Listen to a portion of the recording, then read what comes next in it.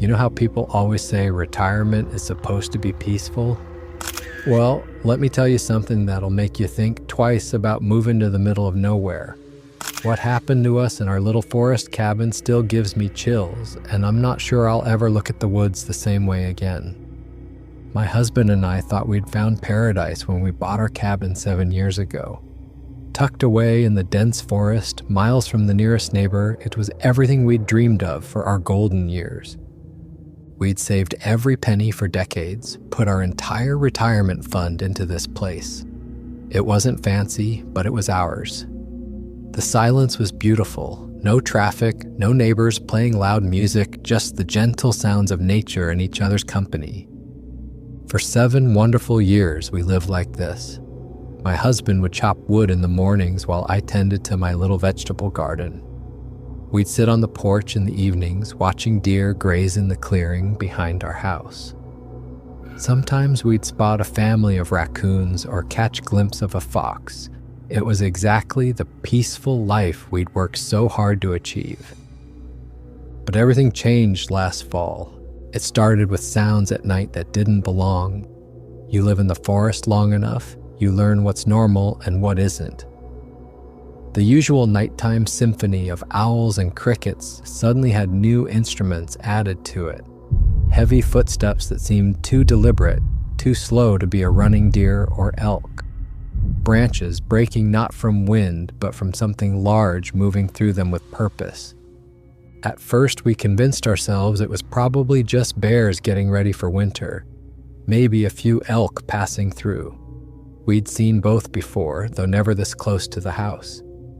My husband would joke that maybe we had a particularly clumsy bear family that had moved into the neighborhood.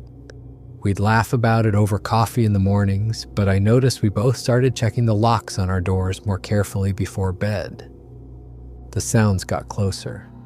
What started as distant crashes in the deep woods began happening right at the edge of our property. Sometimes I'd wake up in the middle of the night to what sounded like something massive moving just beyond the tree line. My husband would stir too, and we'd lie there in the darkness listening. He'd reach over and squeeze my hand, both of us too afraid to voice what we were thinking. One morning, we found our trash cans knocked over, not just tipped over like a raccoon might do, but completely overturned and dragged about 20 feet from where we'd left them. The metal cans had deep dents in them, like something had grabbed them with incredible force. We cleaned up the mess and told ourselves it had to be bears.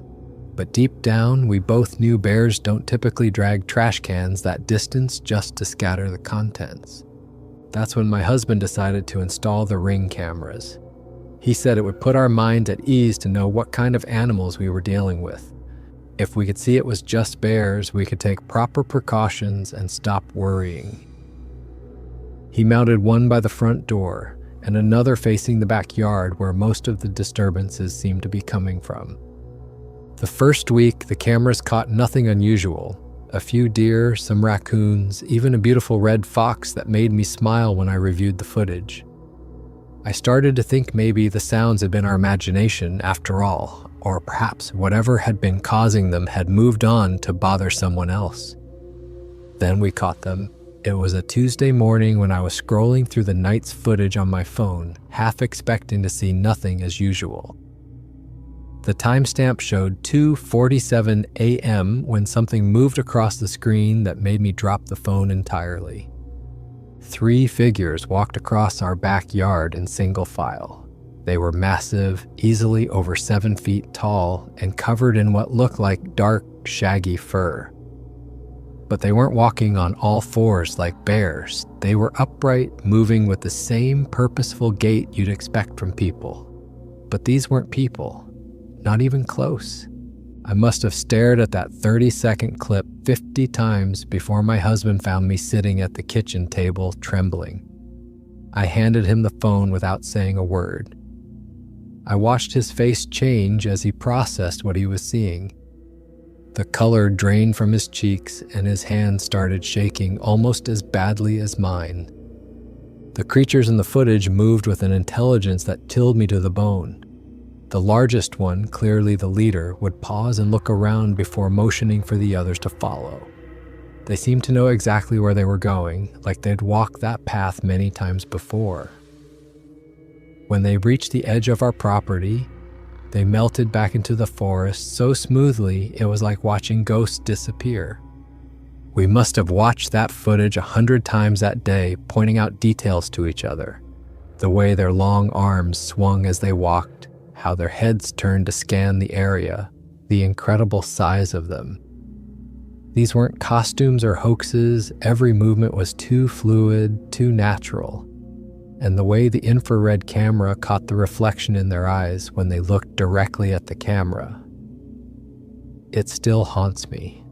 That night, we barely slept. Every little sound had us both sitting up in bed, straining to listen. Around 3 a.m, we heard them again, heavy footsteps in the leaves, but this time they seemed to circle the house. We could track their movement by sound alone as they walked around our home in a slow, deliberate pattern. My husband grabbed his flashlight and crept to the window, but I pulled him back. Something told me we didn't want them to know we were watching.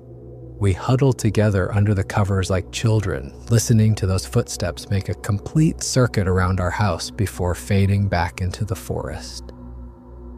The next few weeks brought more footage, more encounters, usually 1 or 2 of them at a time, sometimes all 3 together. They seemed most active between midnight and 4 a.m, always moving through our property like they owned it, which I was beginning to realize maybe they did. We started noticing other signs during our daytime walks around the property. Deep scratches in tree bark, too high and too wide to be from bear claws. Branches broken in strange patterns, sometimes arranged in what almost looked like deliberate formations. Near our well, we found footprints in the soft mud that made my blood run cold. They were enormous, easily twice the size of my husband's boot, with clear toe impressions that looked disturbingly human-like. The worst part was the breathing. It started about a month after we first caught them on camera. I'd be lying in bed, just starting to drift off when I'd hear it. Heavy, deliberate breathing right outside our bedroom window. Long, slow inhales and exhales that seemed to go on forever. The first time it happened, I convinced myself it was the wind or maybe my imagination. But my husband heard it too. We'd lie perfectly still, barely breathing ourselves, listening to that rhythmic breathing just inches away from us through the thin cabin wall. Sometimes it would last for minutes. Once it went on for nearly an hour, just breathing like something was standing there listening to us the same way we were listening to it. During this time, we started hearing stories from the few locals we encountered on our rare trips to town. The nearest settlement was about 40 miles away, barely more than a gas station and a small market, but the people there had lived in these mountains their whole lives. When we casually asked about local wildlife, their faces would change. Old Pete, who ran the gas station, would lower his voice when he talked about the deep woods. He told us about loggers who disappeared over the years, their equipment found but the men never seen again. Hunting parties that came back shaken, refusing to talk about what they had encountered. Families that had lived in remote cabins like ours, only to abandon everything and move away suddenly, never explaining why. One woman at the market, when she thought no one else was listening, told us about her brother who'd been a park ranger. He'd seen things in the forest that the government made him promise never to report. Creatures that walked like men but weren't men. She said he'd started drinking heavily after his encounters and eventually quit his job, moving to the city where he felt safe, surrounded by concrete and crowds. The stories were always vague, always whispered, but they all carried the same undercurrent of fear. Something lived in these deep woods that people had learned not to talk about openly, something that was best left alone. We began to understand why the property had been on the market for so long before we bought it, and why the price had been so low. The previous owners had left suddenly, abandoning most of their belongings. We thought we were getting an incredible deal. Now we realized we might have inherited something we never bargained for. But what could we do? This cabin represented our entire life savings. Every penny we'd managed to scrape together during our working years was tied up in this place. We couldn't just walk away, and even if we tried to sell, who would buy it? And who would believe us if we tried to explain why we were leaving? The thought of going to the authorities was even worse. Can you imagine walking into a sheriff's office and trying to explain that a family of creatures was living on your property? They'd think we were crazy old people losing our minds in isolation. At best, they'd dismiss us. At worst, they might decide we were a danger to ourselves and have us committed somewhere. So we stayed, and the encounters escalated. My husband started having direct sightings. The first time he was taking the trash out just as the sun was setting. He'd made it halfway to the bins when he froze completely. Standing at the edge of our clearing, partially hidden behind a massive pine tree, was a silhouette unlike anything I'd ever seen him describe. When he came back inside, he was pale as a ghost and shaking. He said it had to be at least 8 feet tall, with shoulders so broad it barely fit behind the tree trunk. It had just stood there, watching him. Not moving, not making any sound, just observing. When my husband took a step backward toward the house, the thing melted into the forest so quickly he wasn't sure he'd actually seen it at all.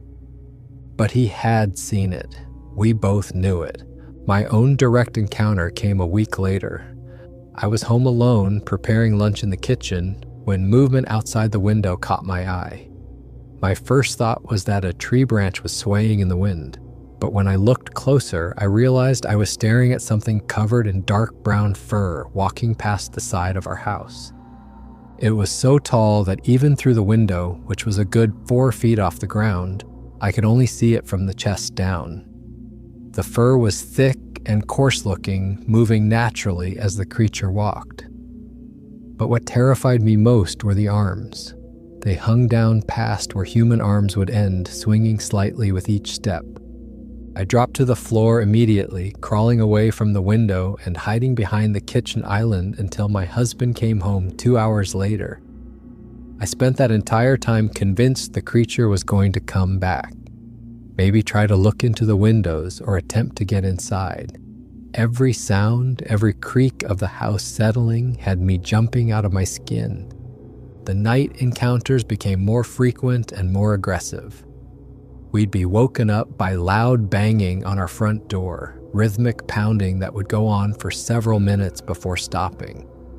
The first time it happened, my husband grabbed his rifle and crept toward the front of the house, but I begged him not to open the door. Something about the sound was wrong. It was too measured, too deliberate, like something was testing to see if we'd respond. When we checked the Ring camera footage the next morning, we could see a massive shape on our front porch, but the infrared couldn't make out clear details, just a hulking form that seemed to fill the entire doorway, raising what looked like a fist and bringing it down against our door over and over again. Our outdoor furniture started getting moved around. We'd wake up to find our porch chairs arranged in perfect circles or stacked in pyramids that would have taken considerable strength to create. My husband's workbench, which was heavy enough that it usually took both of us to move it even a few inches, would be found rotated completely around or shifted several feet from where he'd left it. The strangest arrangement happened on a foggy November morning. Our 4 porch chairs had been moved into our backyard and placed in a perfect square formation, each chair exactly the same distance from the others. In the center of the square, they had placed a large, flat rock that definitely hadn't been there before. The rock was smooth and dark, about the size of a dinner plate, and it looked like it had been carried from somewhere else entirely. When my husband tried to move it back to wherever it came from, he could barely lift it. The thing must have weighed 60 pounds at least. But what disturbed us most about these furniture arrangements was how precise they were. These weren't random acts of destruction or the chaotic mess you'd expect from wild animals. Everything was measured, deliberate, almost artistic in its placement. It suggested a level of intelligence and planning that frankly terrified us more than simple aggression would have.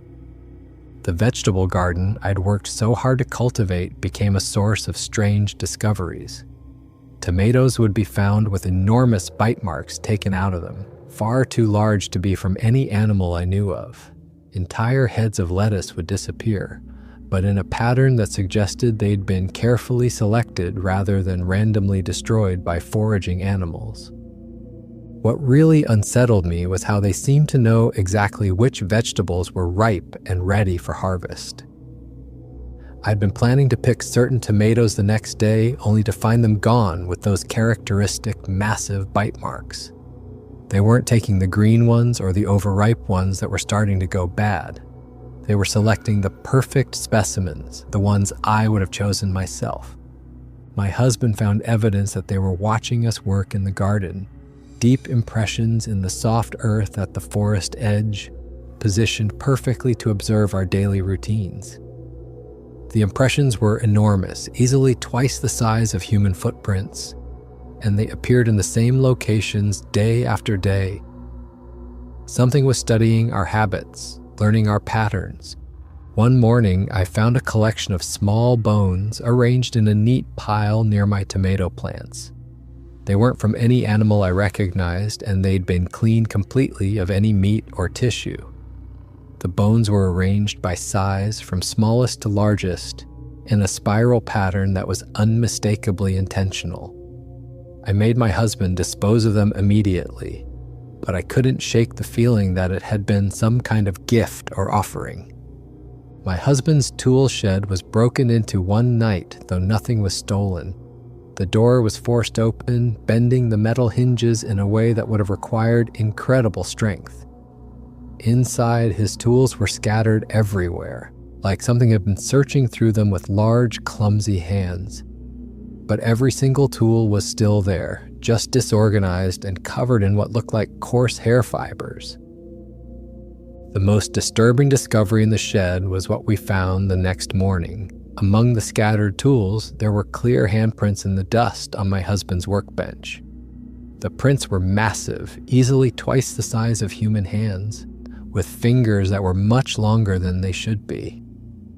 But what chilled us both was that the prints showed opposable thumbs, just like human hands, only much larger and more powerful looking. My husband carefully measured the handprints before cleaning them up. The palm alone was over 8 inches long, and the fingers extended another 6 inches beyond that. The thumbprint showed the same intelligence you'd see in human prints, but the size suggested hands that could easily crush a man's skull without effort. Around this time, we started finding what I can only describe as gifts left around our property. Not the bone arrangement, but other items that seemed deliberately placed for us to find. A perfectly round stone about the size of a baseball, polished smooth, and placed directly on our front porch step. A collection of unusual feathers we couldn't identify, arranged in a fan pattern near our mailbox. Strange, twisted pieces of wood that look almost like primitive sculptures, left in obvious locations where we'd be sure to notice them.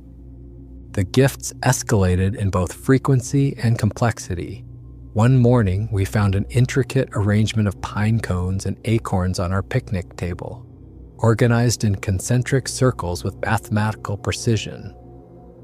Another day, there was a bouquet of wildflowers that had been carefully arranged and placed in an old coffee can we'd thrown away weeks earlier. The flowers were still fresh with droplets of dew, suggesting they'd been placed during the night. My husband thought these might be peace offerings, attempts at communication from creatures intelligent enough to understand human concepts of gift-giving, but I found them deeply unsettling. Each gift felt like a reminder that we were being constantly watched, constantly studied. Something was learning about us in ways we couldn't understand or reciprocate. The breathing outside our windows became more frequent and more varied in pattern. Sometimes it would be the slow, deliberate breathing we'd first encountered. Other times, it sounded almost like sniffing, as if something was trying to learn about us through scent. On a few terrifying occasions, we heard what sounded distinctly like attempts to mimic human breathing patterns, as if they were trying to match our own respiratory rhythms. One night in late October, the breathing was accompanied by what I can only describe as humming. Deep, rumbling tones that seemed to vibrate through the cabin walls. The sound was almost musical, like someone humming a lullaby in a voice too deep and powerful to be human. It went on for over an hour, this strange forest lullaby being performed just outside our bedroom window. My husband developed insomnia during this period, spending hours each night sitting by different windows with his rifle across his lap. He'd position himself where he could see multiple angles of approach to the house, constantly scanning the tree line for movement.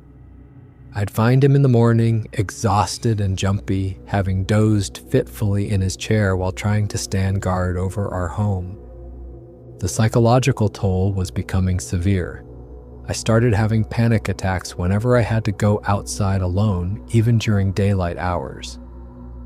The simple act of hanging laundry on the line became a terrifying ordeal, with me constantly checking the forest edge for watching eyes or lurking shapes. I'd rush through outdoor tasks, my heart pounding the entire time. My husband's health was suffering too. The stress and lack of sleep were taking their toll, making him irritable and prone to startling at the slightest unexpected sound. We'd both lost weight from the constant anxiety, and our conversations increasingly centered around our fears and the strange occurrences around our property. The creatures began testing our responses to different stimuli. They'd throw pine cones at the cabin walls, always at night, always in patterns that seemed designed to get our attention without causing actual damage. Sometimes it would be a single thud against the kitchen wall. Other times, a rapid series of impacts that sounded like drumming. The timing was never random, it always seemed calculated to interrupt whatever we were doing.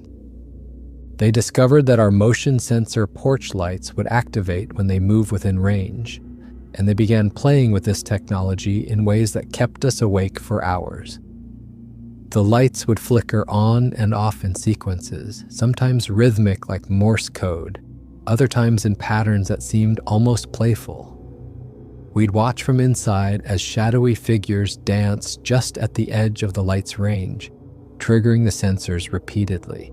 One particularly memorable night, they managed to activate every motion sensor light we had installed around the property in a sequential pattern.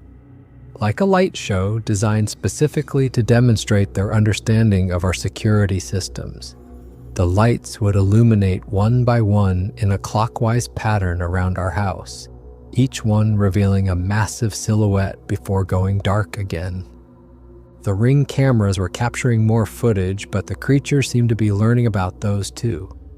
They'd position themselves just at the edge of the camera's range, or they'd approach from angles that left them partially obscured by trees or buildings. It was like they understood they were being recorded and were deliberately playing with our technology.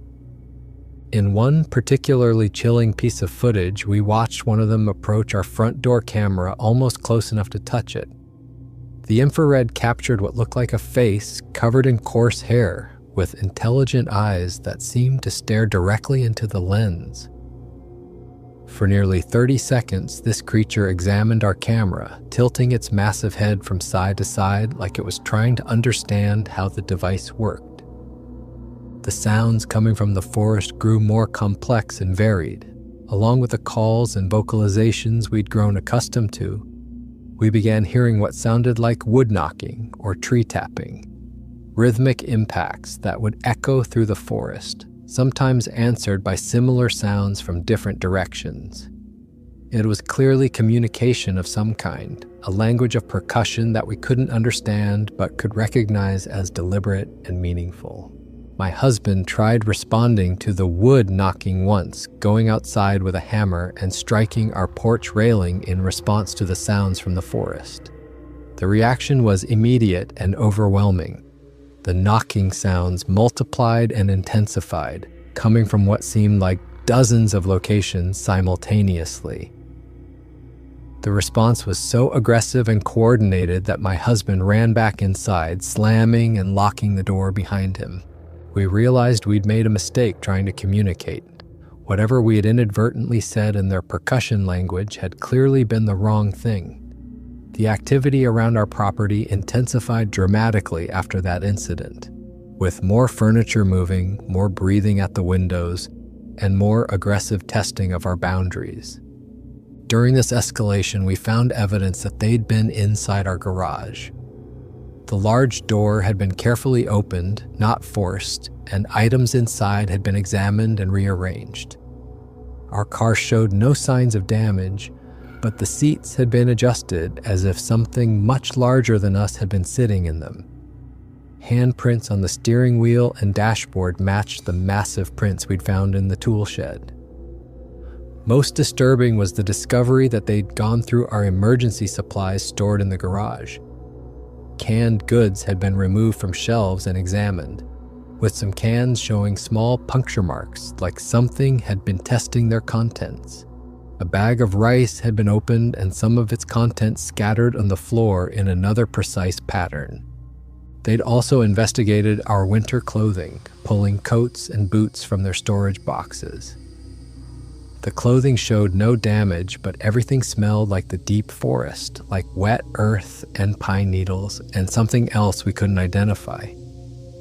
The scent was so strong we had to wash everything before we could wear it again. The intelligence they demonstrated was becoming impossible to deny. These weren't simple animals acting on instinct. They were problem-solving, learning, adapting their behavior based on our responses. They understood our technology, our routines, our fears, and they were using that understanding in ways that felt increasingly like psychological warfare. But the worst night, the one that nearly broke us both, happened in early December. We were woken around midnight by sounds unlike anything we'd experienced before. It started as heavy footsteps, but coming from multiple directions, north, south, east, and west of the house. We could hear them moving through the trees. At first, we thought it might be a large herd of elk, but the footsteps were too slow, too measured. Then came the calls. I can't even describe them adequately. They weren't quite howls, weren't quite screams, but something in between that sounded almost like attempts at communication. Deep, guttural vocalizations that seemed to be coming from different positions around our house, like they were calling back and forth to each other. My husband and I crept from window to window, trying to see what was happening outside. The porch light illuminated maybe 20 feet into the trees, but beyond that was complete darkness. Except for the eyes, glowing eyes reflecting our porch light from at least 4 different positions in the forest. They were too high off the ground to be from any normal animal, positioned about where you'd expect to see eyes if something very tall was standing upright among the trees. The calls continued for what felt like hours, a conversation we couldn't understand happening in the darkness around our home. Sometimes they sounded almost questioning, like they were trying to communicate with us. Other times they were more aggressive, almost threatening. Around 3 a.m, something grabbed our front door handle and rattled it violently. The entire door shook in its frame as whatever was outside tried to turn the handle and push the door open. Thank God my husband had installed a good deadbolt lock. The rattling went on for several minutes, accompanied by what sounded like frustrated growling. That night broke something in me. I collapsed from the stress and fear, sobbing uncontrollably while my husband held me. We couldn't go on like this. We couldn't live in constant terror in our own home, but we also couldn't leave. We were trapped, and whatever was out there seemed to be getting bolder and more aggressive. That's when my husband came up with the most insane idea either of us had ever considered. He wanted to leave them food. I thought he'd lost his mind when he first suggested it. The idea of deliberately encouraging these creatures to come closer to our house seemed like the worst possible plan. But he explained his reasoning, and as crazy as it sounded, it started to make a twisted kind of sense. He believed they were territorial, that our presence in what they considered their domain was causing the aggressive behavior. Maybe if we showed them we weren't a threat, if we demonstrated some kind of respect or submission, they might leave us alone. It was like dealing with any other wild animals, he said, just bigger and more intelligent. The plan was to leave cooked food deep in the forest, far enough from the house that they wouldn't associate it with our home directly, but close enough that they'd find it and understand it came from us. He spent 2 days preparing, cooking fresh salmon, and gathering ripe fruit from our stores. I begged him not to go through with it. Every instinct I had was screaming that this was dangerous, that we were playing with fire. But we were desperate.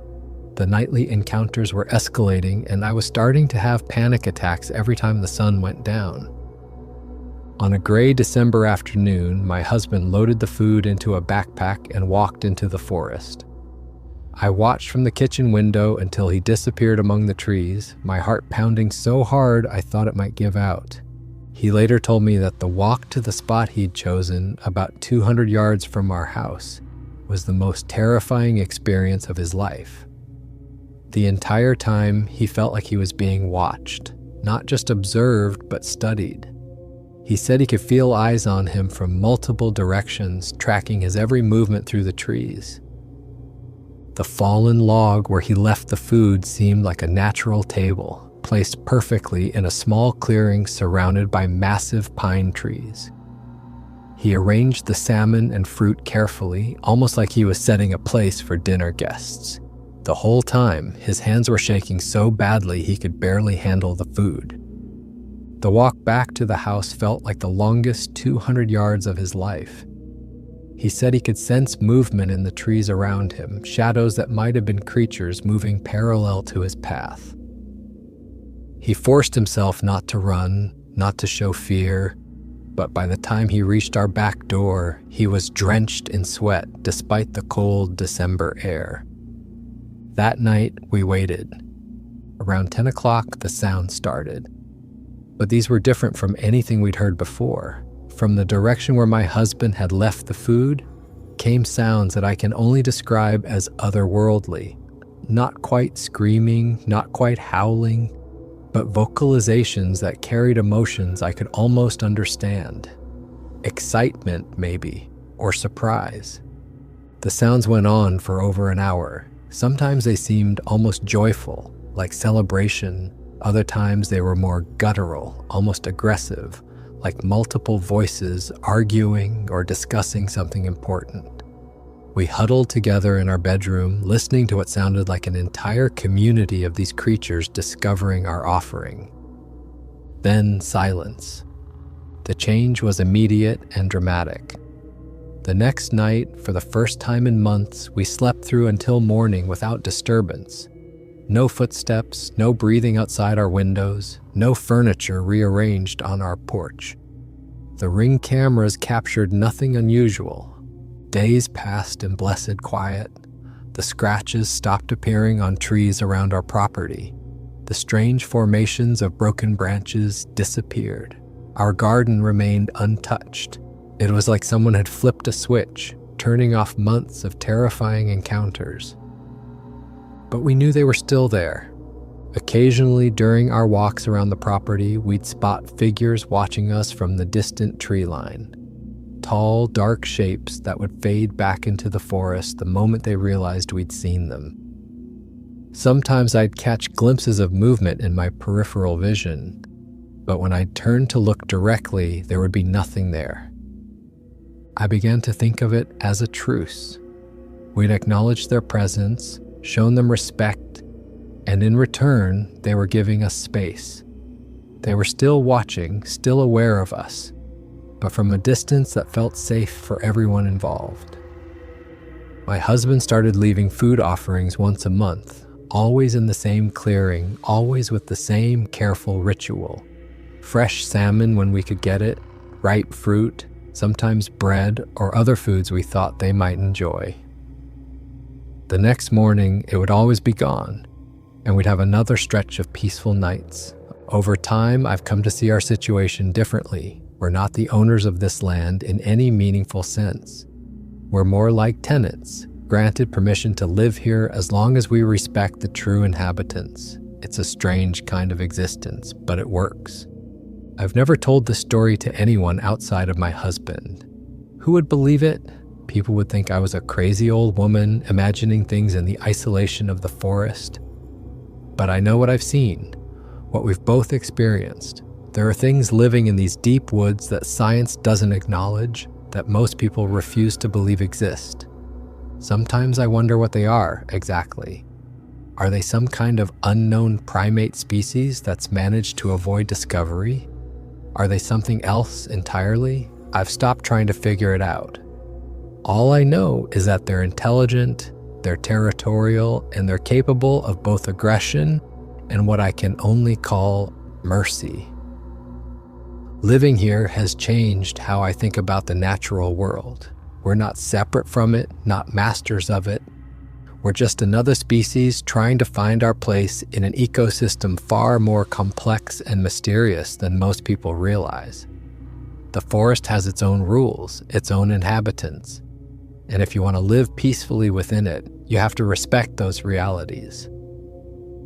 The encounters have made me more aware of how much we don't know about the world around us. How many other creatures might be out there, avoiding human contact, living their lives in the spaces we've decided are empty? How many mysteries are hiding in the deep woods, in the places where cell phones don't work and satellite images can't penetrate the canopy? I still get nervous when the sun goes down, still listen carefully to the sounds outside our windows at night. But it's a different kind of vigilance now, less fearful and more respectful. We share this place with something ancient and powerful, and as long as we remember our place in that relationship, we can coexist. The Ring cameras still occasionally capture distant figures moving through our property, always staying well away from the house now. I've learned to see these sightings not as threats, but as reminders. Reminders that we're guests here, that we're being tolerated rather than welcomed, and that our continued safety depends on maintaining the fragile peace we've negotiated. Some nights, especially when the moon is full and the forest is particularly active with sounds, I think about those first terrifying encounters. The breathing outside our bedroom window, the pounding on our front door, the glowing eyes surrounding our house in the darkness. Part of me misses the simplicity of our old life when the biggest worry was whether the deer would eat my tomatoes. But another part of me feels privileged to have experienced something most people never will. To have encountered intelligence in a form completely outside human understanding. To have been forced to expand my concept of what's possible in this world. We're in our 70s now, and we won't be here forever. Sometimes I wonder what will happen to this place after we're gone, whether the next residents will be prepared for what they're inheriting. I think about leaving a letter, some kind of explanation, but I know they'd think it was the ramblings of a delusional old woman. Maybe that's for the best. Maybe each person who lives here needs to discover the truth for themselves, needs to learn their own way of coexisting with the forest's other inhabitants. Maybe the fear and eventual understanding is part of what makes the relationship work. All I know is that we're not alone out here. We never have been. The deep woods hold secrets that most people can't imagine.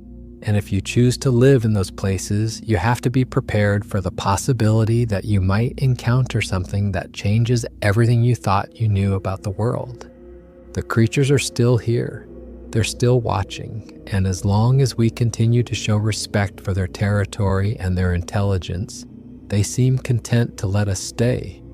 It's not the retirement we planned, but it's the one we've learned to live with. And sometimes in the quiet moments when the forest feels particularly alive around us, I'm grateful for the reminder that there's still mystery left in the world. That there are still things out there bigger and stranger than anything we can imagine. that the wild places of the earth still hold secrets worth protecting. The offerings continue, the truce holds, and we live each day knowing we're sharing our home with something extraordinary, something that most people will never believe exists. But I know better now. The deep woods are never truly empty, and the creatures that call them home are far more intelligent and aware than we ever imagined. They've taught us that respect and understanding can bridge even the most impossible gaps, and that sometimes the scariest encounters can lead to the most profound peace. That's our story. That's what happened to us in our quiet forest cabin, and why the woods will never look the same to me again. Make of it what you will, but remember this. If you ever find yourself living in the deep wilderness, pay attention to the signs around you. Listen to the sounds that don't belong. And if you're ever lucky enough to encounter something extraordinary, treat it with the respect it deserves. You never know what kind of peace you might find on the other side of fear. For more interesting stories, check this out.